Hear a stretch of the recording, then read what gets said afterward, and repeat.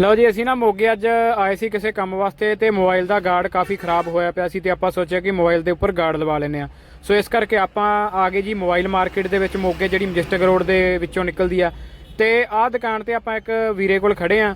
ਸੋ ਬਾਈ ਦੀ dealing ਸਾਨੂੰ ਇੰਨੀ ਪਸੰਦ ਆਈ ਆ ਵੀ ਅਸੀਂ ਨਾ ਸਿਰਫ ਇੱਕ ਮੋਬਾਈਲ ਦੇ ਗਾਰਡ ਲਵਾਉਣ ਆਏ ਸੀ ਤੇ ਵੀਰ ਦਾ ਬੋਲ ਬਾਣੀ ਸੁਭਾਅ ਤੇ ਰੇਟ ਸਾਨੂੰ ਇੰਨਾ ਵਾਜਬ ਲੱਗਿਆ ਵੀ ਅਸੀਂ ਨਾ ਹੁਣ 3-4 ਮੋਬਾਈਲ ਆ ਸਾਡੇ ਕੋਲੇ, 4 ਮੋਬਾਈਲਾਂ ਦੇ ਉੱਪਰ ਅਸੀਂ ਗਾਰਡ ਲਵਾ ਲਿਆ ਤੇ 4-5 ਮੋਬਾਈਲਾਂ ਨੂੰ ਹੀ ਅਸੀਂ ਜਿਹੜੇ ਬੈਕ ਵਾਲੇ ਕਵਰ ਪਵਾ ਲਏ ਆ। ਇਹ ਰੇਟ ਬਾਈ ਉਹਨਾਂ ਦਾ ਬਿਲਕੁਲ ਜਾਇਜ਼ ਆ। ਤੇ ਦੁਕਾਨ ਦਾ ਨਾਮ ਦੱਸ ਦਿਓ ਵੀਰੇ ਕਰੀ। ਆਪਣੀ ਦੁਕਾਨ ਦਾ ਨਾਮ ਹੈਗਾ ਜੀਪੀ ਟੈਲੀਕਾਮ ਵੀਰੇ। ਜੀਪੀ ਟੈਲੀਕਾਮ ਐਡਰੈਸ ਦੱਸ ਦਿਓ ਜੀ। ਮਜਿਸਟਿਕ ਰੋਡ ਗਾਸ਼ਾ ਮਾਰਕੀਟ ਵੀਰੇ। ਠੀਕ ਹੈ ਬਾਈ ਦਾ ਰੇਟ ਬਿਲਕੁਲ ਜਾਇਜ਼ ਆ। 50 ਰੁਪਏ ਤੋਂ ਗਲਾਸ ਸਟਾਰਟ ਆ ਤੇ 50 ਰੁਪਏ ਤੋਂ ਹੀ ਕਵਰ ਸਟਾਰਟ ਆ, ਜਿਹੜਾ ਮਾਰਕੀਟ 'ਚ ਆਪਾਂ ਨੂੰ 100-150 ਰੁਪਏ ਤੋਂ ਘੱਟ ਨਹੀਂ ਮਿਲਦਾ। ਬਾਕੀ ਵੀਡੀਓ ਦੇਖ ਕੇ ਆਓਗੇ ਹੋਰ ਵੀ ਬਾਈ ਮਾਨਤਨ ਕਰ ਦੇਣਗੇ ਤੇ ਡੀਲਿੰਗ ਬਹੁਤ ਘੈਂਟ ਆ ਬਾਈ ਦੀ। ਜ਼ਰੂਰ ਵਿਜ਼ਿਟ ਕਰਿਓ ਇੱਕ ਵਾਰੀ ਭਰਾ ਦੀ ਦੁਕਾਨ ਤੇ। Thank you.